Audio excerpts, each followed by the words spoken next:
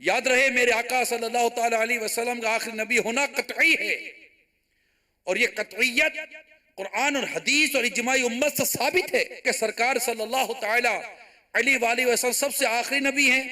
اور آپ کے بعد کوئی نبی ہونے والا نہیں، کوئی نبی ہونے والا نہیں۔ جو حضور صلی اللہ تعالی علیہ وسلم کی نبوت کے بعد کسی اور کو نبوت ملنا ممکن جانے، وہ ختم نبوت کا منکر،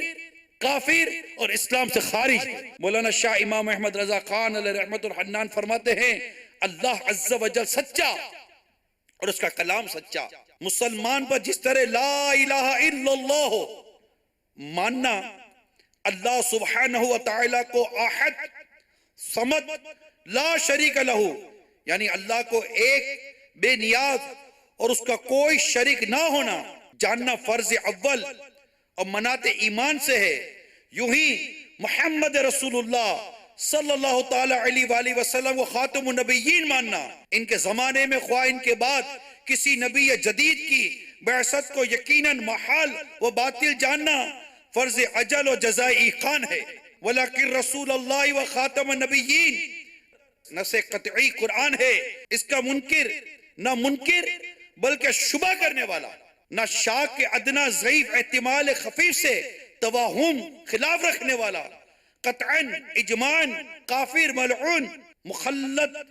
فی النیران، یعنی ہمیشہ کے لیے جہنمی ہے۔ نہ ایسا کہ وہی کافر ہو، بلکہ جو اس کے عقیدہ ملعونہ مطلع ہو کر اس سے کافر نہ جانے وہ بھی کافر،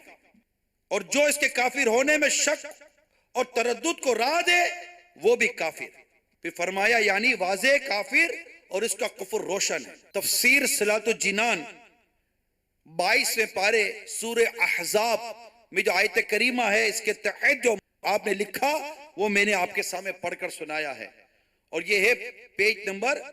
47 سے، اس کو اگر آپ دیکھیں گے تو انشاءاللہ آپ کو یہ روایتیں مل جائیں گی۔